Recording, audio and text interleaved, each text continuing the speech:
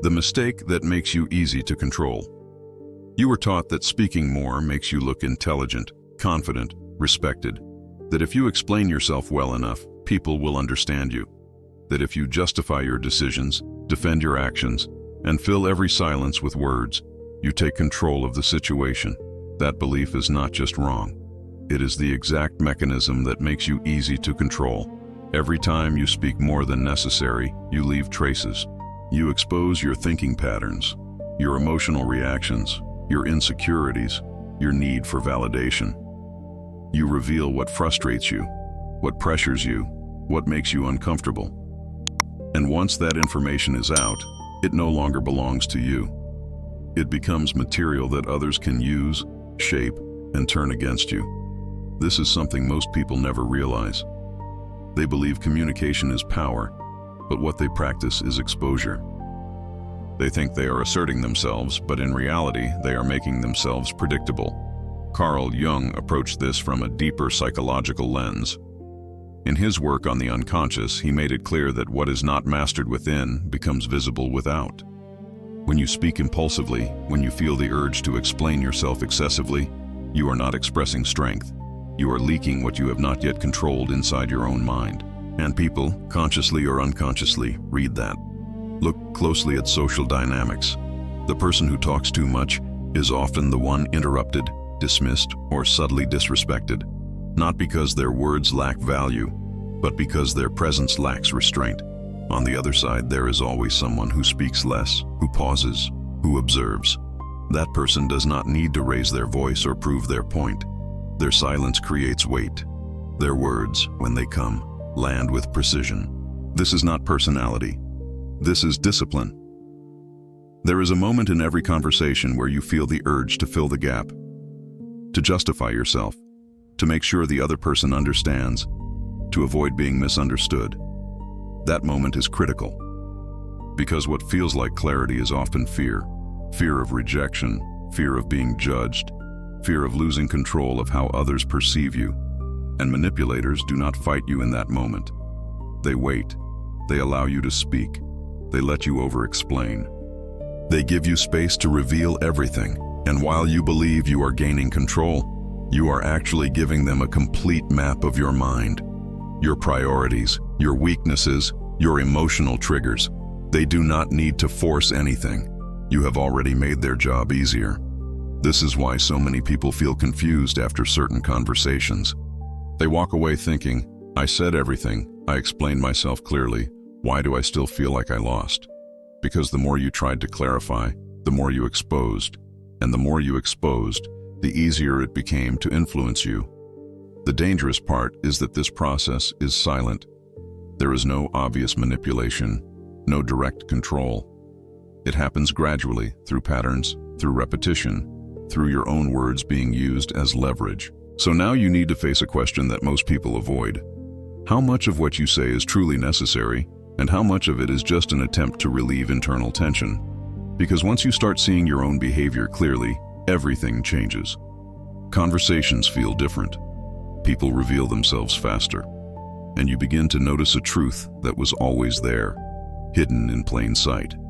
The one who speaks without control is always being read. And the one who is easily read is easily controlled. And when you fully understand this, you will be ready to face something that challenges everything you were taught about power. The paradox of power. Those who speak less dominate more. Everything you were taught about power points in the wrong direction. You were conditioned to believe that influence comes from speaking well, from convincing, from explaining your ideas with clarity and force. That if you can articulate better, argue stronger, and respond faster, you gain control over people and situations. But real power does not operate like that. Real power is not in convincing. It is in not needing to. The more you try to impose your perspective through words, the more you place yourself in a position of reaction. You become dependent on how others respond, how they interpret you, how they validate or reject what you say. In that moment, control is no longer yours. You are negotiating your position instead of embodying it. Now observe the opposite. The person who speaks less does not rush to explain. They do not feel the need to justify every decision or respond to every provocation. They allow space. They let others reveal themselves first. And in doing so, they gain something that cannot be forced through speech: perspective. While others are busy trying to be understood, they are focused on understanding. This creates an asymmetry that most people never notice. The one who speaks more is constantly giving information. The one who speaks less is constantly collecting it. One is exposing patterns, the other is decoding them.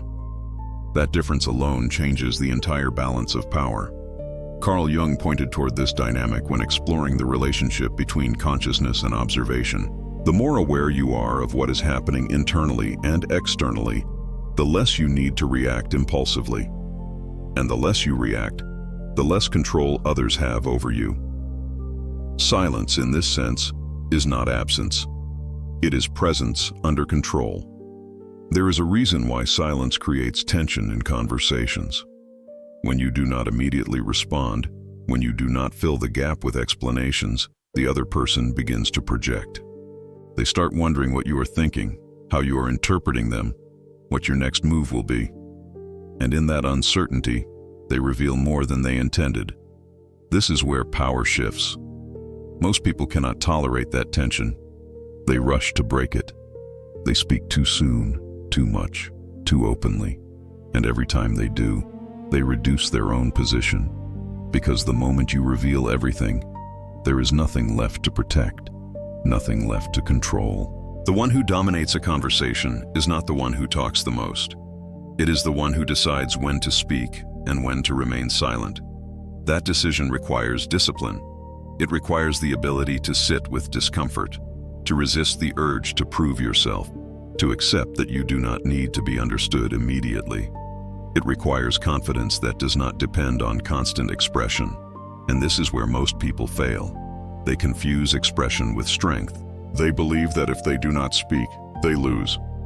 But in reality, the opposite is true. The more you control your words, the more weight they carry. The less you expose, the less others can use against you. This is the paradox. Speaking less does not make you invisible. It makes you unpredictable. And unpredictability is one of the foundations of psychological power. Because people can only manipulate what they can read. They can only anticipate what they can map. And when your behavior is not constantly explained, when your thoughts are not constantly exposed, you become difficult to define. And what cannot be easily defined cannot be easily controlled. Now that you understand this paradox, a deeper question emerges. If speaking less gives you power, why do so many people feel compelled to speak more than they should? The answer to that will expose something even more dangerous. The invisible trap. How people use your words against you. No one needs to control you directly if you are already revealing everything they need. This is the trap most people never see. They believe manipulation happens through force, persuasion, or pressure, but the most effective form of control is passive. It does not push you. It allows you to expose yourself. Every time you speak without restraint, you provide data, not just about what you think, but about how you think. Your tone, your choice of words, your timing, your emotional shifts, all of it forms a pattern. And once a pattern is visible, it can be predicted. This is how influence begins. The person in front of you does not need to be a master manipulator. Human beings naturally adapt to what they observe. If they notice that certain topics make you defensive, they will return to them. If they see that you seek approval, they will give it selectively. If they realize that silence makes you uncomfortable, they will use it against you, and you will not even notice it happening. Because from your perspective, you are just having a conversation. You are explaining, clarifying, reacting. But from their perspective, they are learning how to navigate you. They are identifying what moves you, what pressures you, what makes you fold. This is why over-explaining is one of the most dangerous habits you can have. When you over-explain, you are not adding clarity. You are adding vulnerability. You are showing not only your decision, but the entire emotional process behind it. You are revealing doubt, hesitation, internal conflict.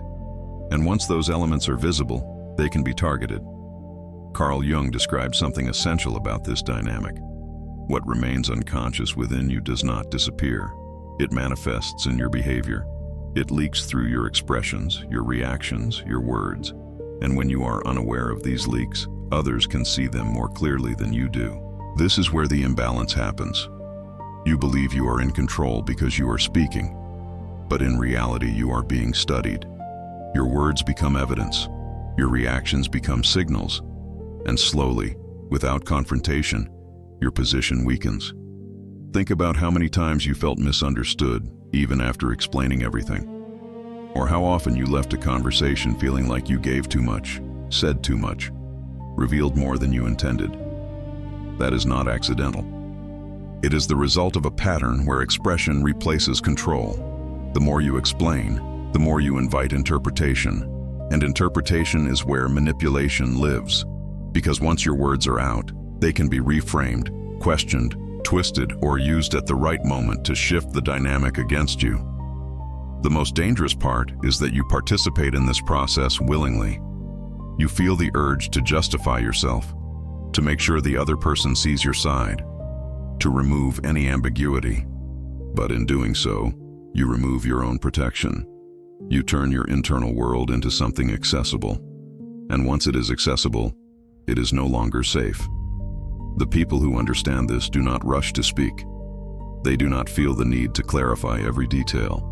They choose carefully what to reveal and what to keep within, not out of fear, but out of awareness, because they know something most people ignore. The less others know about your internal reactions, the less they can influence them. And this leads to a deeper realization that most are not prepared to face. If your words can be used against you, then the real problem is not what you say. It is why you feel the need to say it. Jung in the shadow. Why those who talk too much are trying to prove something. You think you speak too much because you are expressive, because you are open, because you like to communicate. That is not the real reason. Most of the time, excessive speech is not expression. It is compensation. CARL Jung, when exploring the structure of the psyche, described something that most people spend their entire lives avoiding. The shadow. The part of you that contains everything you do not want to face. Your insecurities, your fears, your need for validation, your suppressed doubts. And here is the uncomfortable truth. What you do not confront internally will seek expression externally.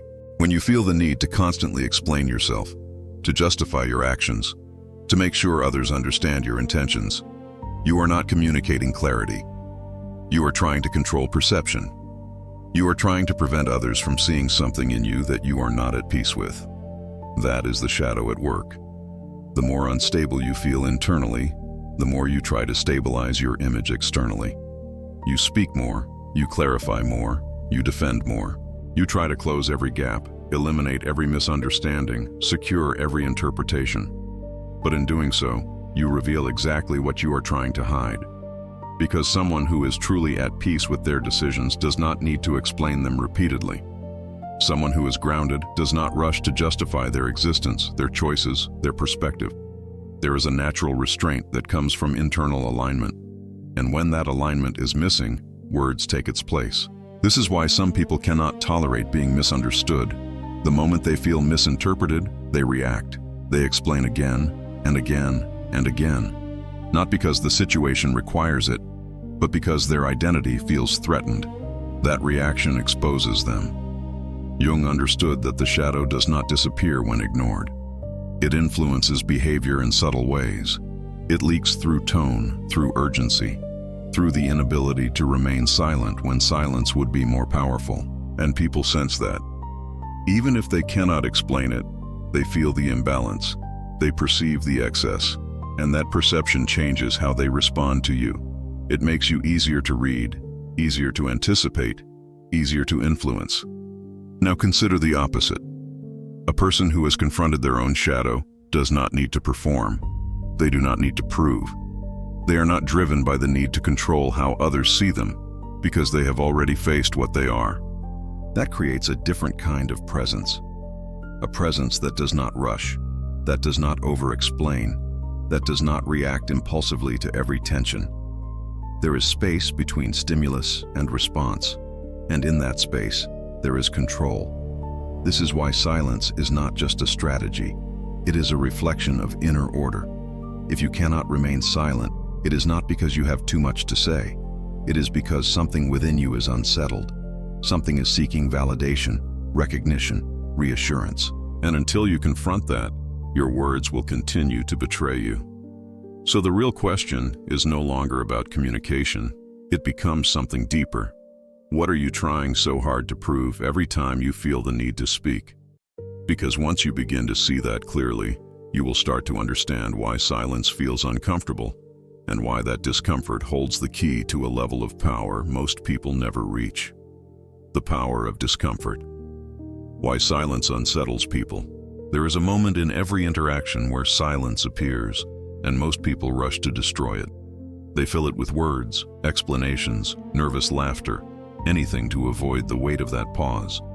Not because silence is empty, but because it exposes something they cannot control. Silence creates tension, and tension reveals truth. When you stop speaking, when you resist the impulse to respond immediately, something subtle begins to happen. The other person loses the rhythm they were relying on.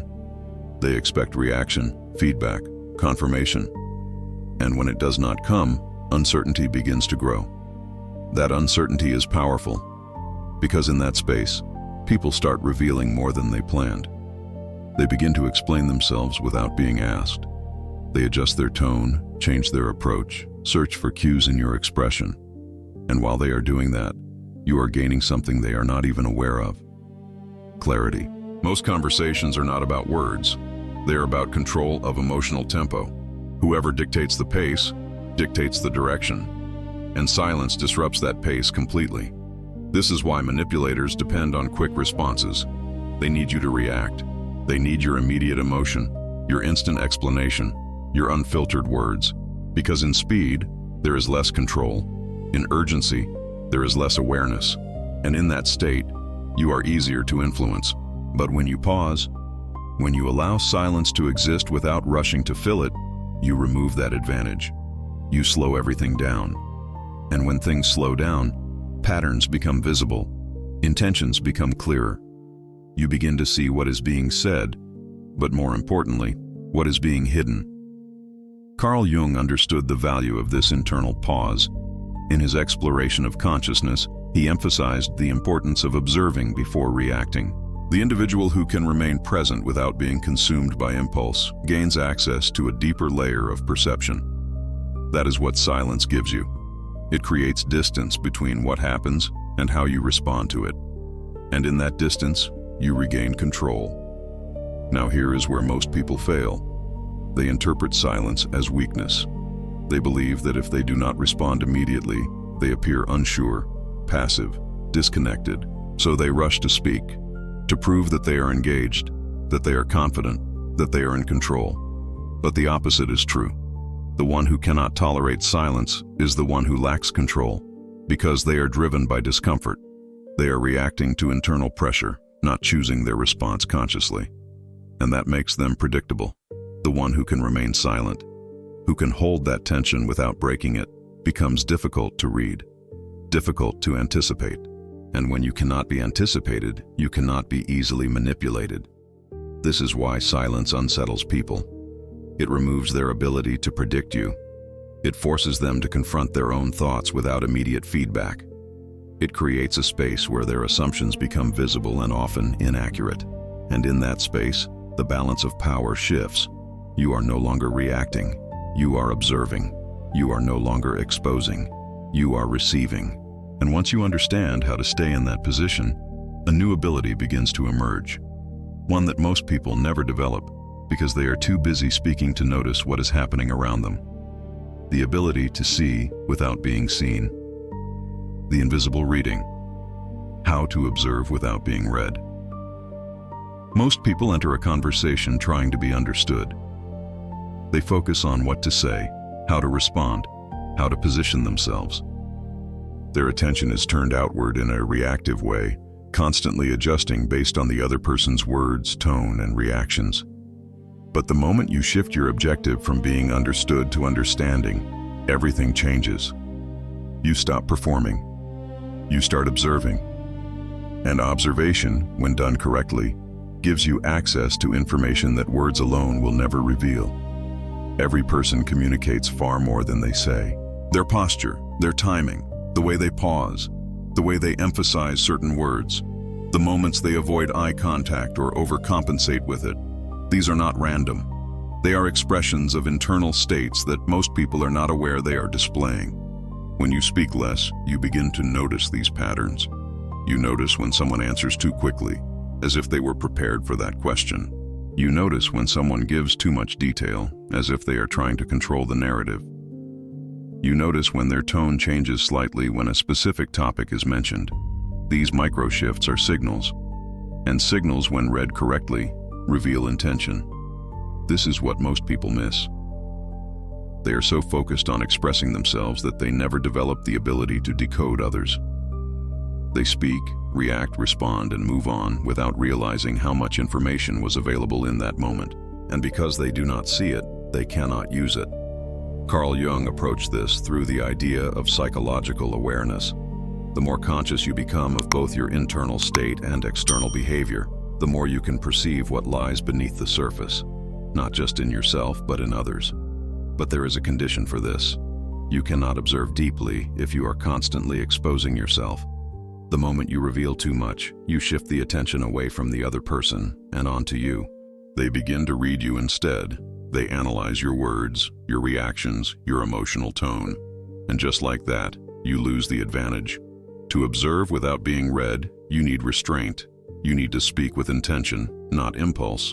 You need to allow space for the other person to fill. You need to resist the urge to confirm, deny, explain, or justify every detail. Because every time you do, you give them material. The people who master this do not rush conversations. They guide them subtly. They ask questions, but they do not reveal their own position immediately. They listen more than they speak, and when they speak, it is precise. There is no excess. This creates an imbalance that most people are not equipped to handle. The other person feels the need to fill the silence, to explain more, to clarify themselves. And in doing so, they reveal patterns, inconsistencies, motivations. Meanwhile, you remain centered. You are not reacting. You are collecting. And over time, this builds something powerful. Not just knowledge about others, but control over how you engage with them. You begin to see who is driven by emotion, who seeks validation, who avoids confrontation, who tries to dominate. And once you see that, you can choose your response strategically. But this level of awareness demands something that most people struggle to develop: emotional control. Because the greatest threat to observation is not the other person. It is your own impulse to react. Emotional control. The real reason you talk too much. You believe you talk too much because you have a lot to say, but the truth is far more uncomfortable. You talk too much because you are trying to regulate what you feel. Every unnecessary word, every extra explanation, every impulse to justify yourself is not about communication. It is about emotion. It is an attempt to reduce tension, to escape discomfort, to regain a sense of control when something inside you feels unstable. This is why silence feels so difficult. Because silence does not distract you. It confronts you. When you stop speaking, you are left alone with your thoughts, your doubts, your insecurities. There is no immediate relief, no external validation, no reassurance coming from the other person. And for most people, that internal exposure is unbearable. So they speak. They fill the space, not to communicate, but to avoid feeling.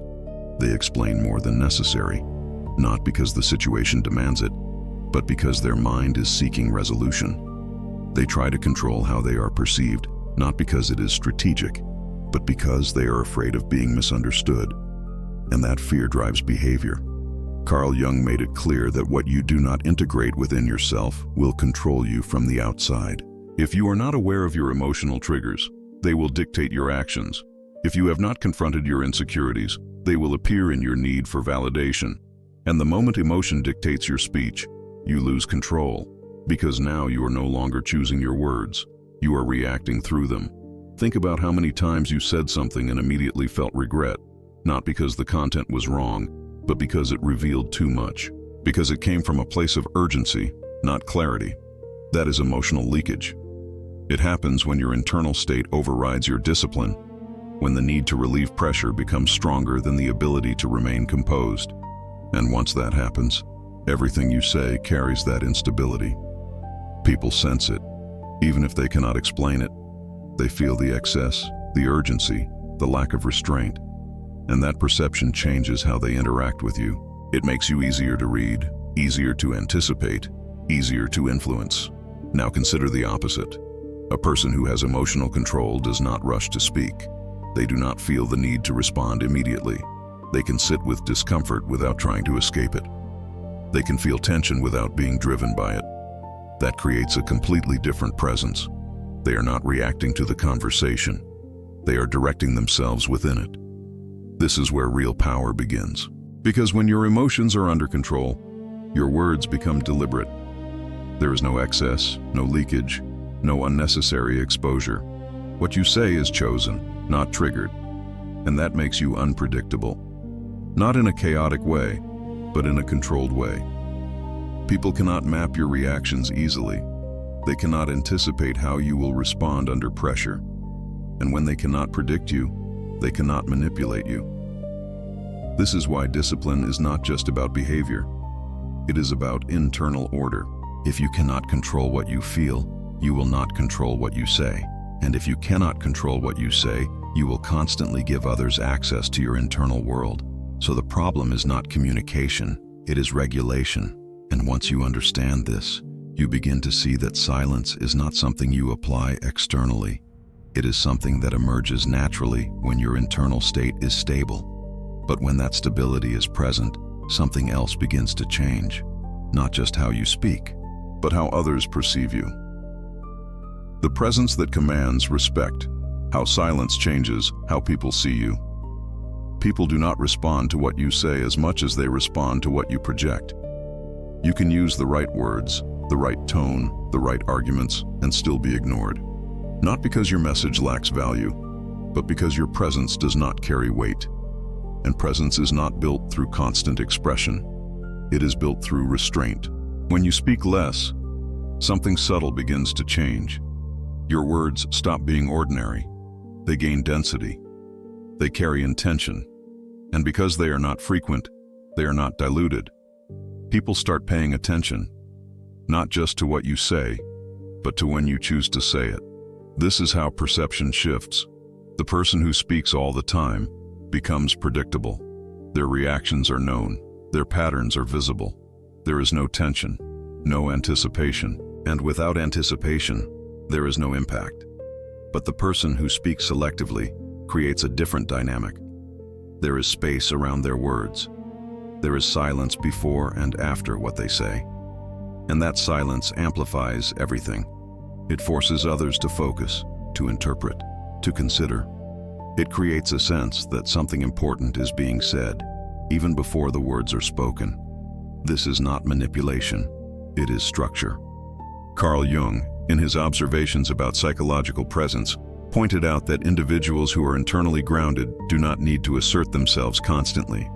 Their presence is felt, not imposed, and that presence influences others without effort. You can see this in any environment. In a room full of people talking, there is always one individual who does not compete for attention.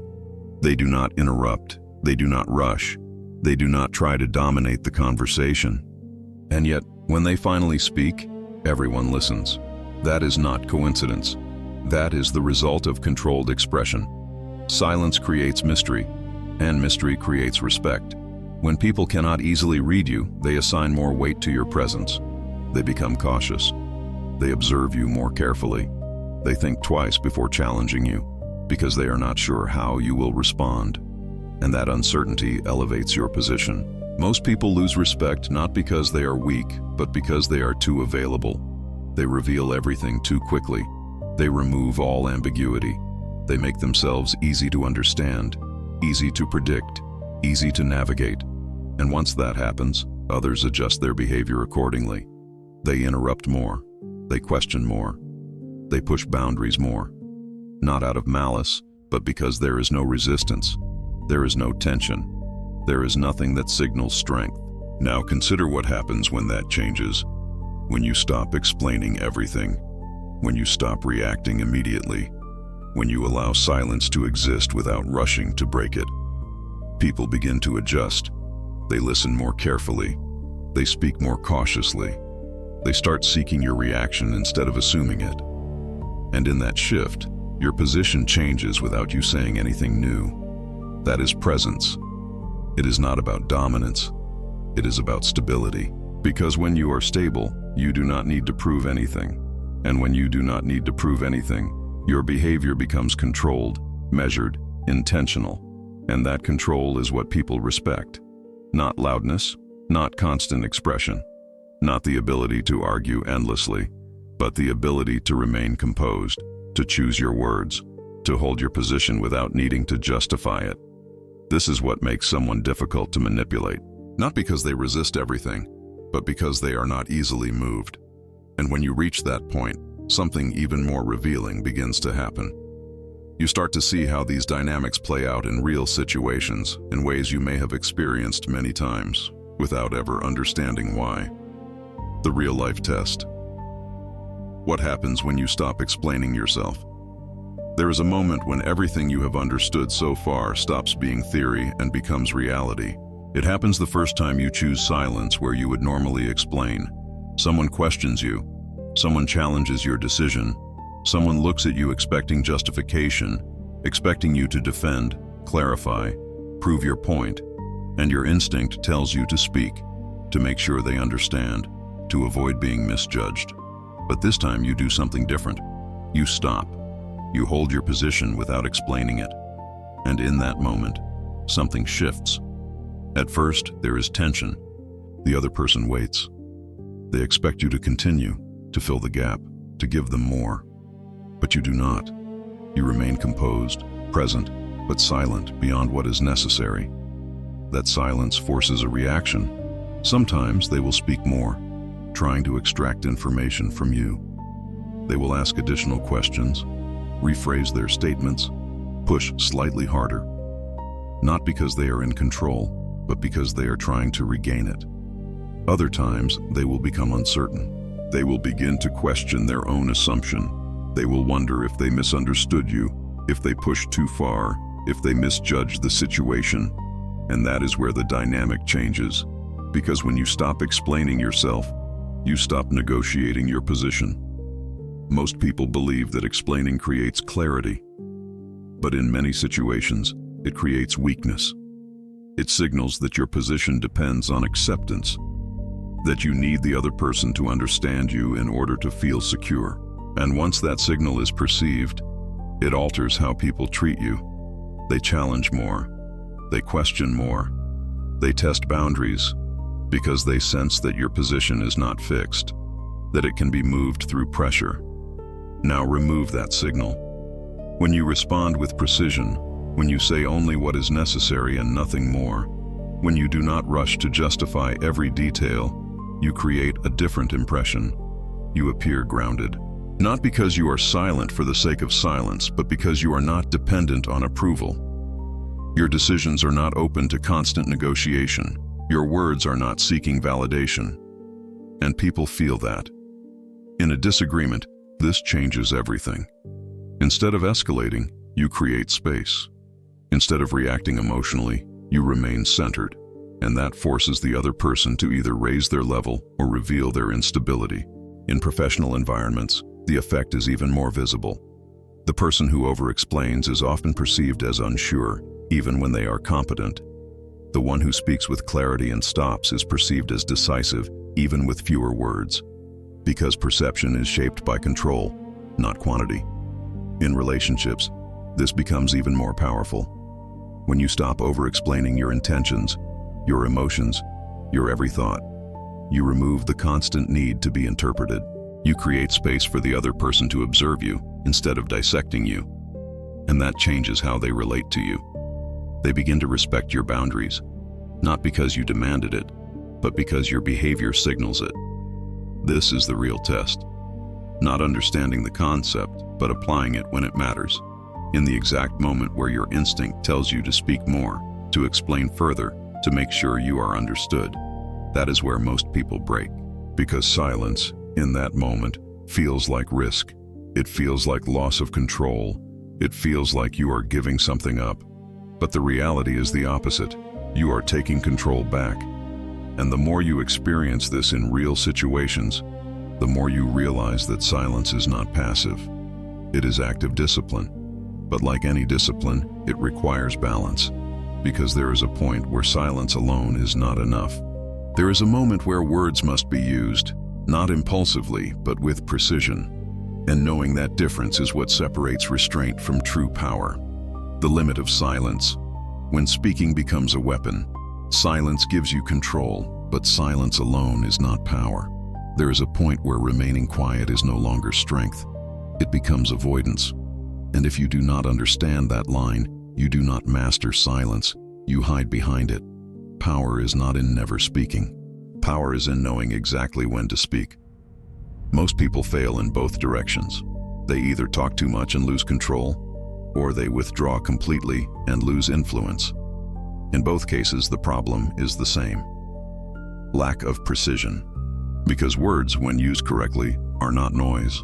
They are impact. When you speak after restraint, after observation, after understanding the dynamic in front of you, your words carry weight that cannot be ignored, not because they are louder, but because they are aligned with intention. This is what most people never experience. They speak from impulse, from emotion, from the need to react. And because of that, their words are diluted. They lose value. They become predictable, expected, easy to dismiss. But when you control your silence, something changes. You are no longer speaking to fill space. You are speaking to direct outcomes. Every word becomes deliberate. Every sentence has purpose. There is no excess, no unnecessary explanation, no attempt to convince. You state what needs to be said, and you stop. That stopping point is critical, because power is not just in what you say, but in what you do not say after. Most people weaken their own message by continuing. They add more, clarify more, try to reinforce their point. And in doing so, they reduce the impact of what was already enough. The one who understands this speaks once, clearly, and allows silence to do the rest. CARL Jung approached this idea through psychological integration. When your internal state is aligned, you do not need to over-communicate. Your words reflect clarity, not confusion. They are concise because your mind is not fragmented, and that clarity is felt. There is no hesitation, no contradiction, no underlying need to be accepted. There is only expression aligned with awareness, and that makes your words difficult to challenge, not because they are aggressive, but because they are stable. This is when speaking becomes a weapon. Not in the sense of attacking others, but in the sense of precision. You do not waste it. You do not use it constantly. You reserve it for moments where it shifts the dynamic. A well-placed sentence, delivered at the right time, after silence, can change the direction of an entire conversation. It can establish boundaries, clarify positions, or end manipulation without escalation. And it does so without force. Because the strength is not in the volume of your voice, but in the control behind it. This is where most people begin to understand that silence and speech are not opposites. They are tools. Silence gathers information. Speech delivers impact. Silence protects. Speech defines. And the one who knows how to move between both without losing control becomes extremely difficult to influence. Because they are not reactive. They are intentional. But this level of control is not just behavioral. It transforms something deeper. It changes how you see yourself. It changes how you respond to pressure. It changes the way your mind operates under tension. And when that internal shift happens, you are no longer the same person who needed to react to everything. You become something far more stable. The transformation. From reactive mind to uninfluenceable presence. There is a point where this is no longer about silence or speech or strategy. It becomes about identity. Because when you start controlling what you say, something deeper begins to shift inside you. You are no longer reacting automatically to everything that happens around you. You are no longer rushing to respond just to protect your image or prove your point. You start pausing. and that pause changes everything. At first it feels small, a simple hesitation before speaking, a moment where you choose not to react immediately. But over time, that pause grows into something much more powerful. It becomes space. Space between what happens and what you do with it. And in that space, you regain yourself. A reactive mind lives in constant motion. It is always answering, always defending, always adjusting. It is easily pulled into emotional currents, easily influenced by external pressure, easily shaped by the tone and energy of others. But a controlled mind does not move like that. It observes first. It filters first. It decides first. Carl Jung touched on this when describing psychological integration. The more aware you become of your internal patterns, the less you are controlled by unconscious reactions. You stop being driven by impulses you do not understand. You start acting from awareness instead of instinct. And that is where influence breaks, because manipulation does not work well on awareness. It works on reaction. It needs speed, emotion, and lack of reflection. It needs you to respond before you think. When that reaction disappears, so does the leverage. This is why people who develop this internal discipline become harder to influence over time. Not because they resist everything, but because nothing external easily destabilizes them anymore. They are not easily offended, not easily provoked, not easily rushed into decisions they have not considered. And when someone cannot be rushed, they cannot be easily directed. This changes how others interact with you, but more importantly, it changes how you interact with yourself. You stop needing constant validation. You stop explaining yourself in your own mind. You stop rehearsing arguments that never happened. There is less internal noise, less urgency, less emotional chaos. And in that clarity, something stabilizes. You begin to trust your own silence, not as emptiness, but as control. Not as absence, but as awareness. And once you reach that level, you start to notice something else. People still try to pull you into old patterns. They try to provoke responses, extract reactions, push emotional buttons. But now there is distance between their action and your response. That distance is everything, because it means you are no longer inside the reaction. You are outside of it, observing it, choosing what it becomes. And when you live from that place consistently, something subtle but irreversible happens. You are no longer someone who is shaped by conversation. You are someone who shapes the conversation itself. And from here, there is only one question left. What happens when a person like this stops needing to react at all? The power that no one can control. There is a final stage that most people never reach, not because it is complex, but because it requires letting go of something they have relied on their entire life. The need to react. At first, silence is used as a strategy. Then it becomes discipline. Then it becomes awareness. But at its deepest level, silence is no longer something you practice. It becomes who you are. At this point, you are no longer negotiating your place in conversations. You are no longer trying to manage how others perceive you. You are no longer pulled into every emotional current around you. There is a stability in your presence that does not depend on external validation or immediate response. And this is where true power emerges.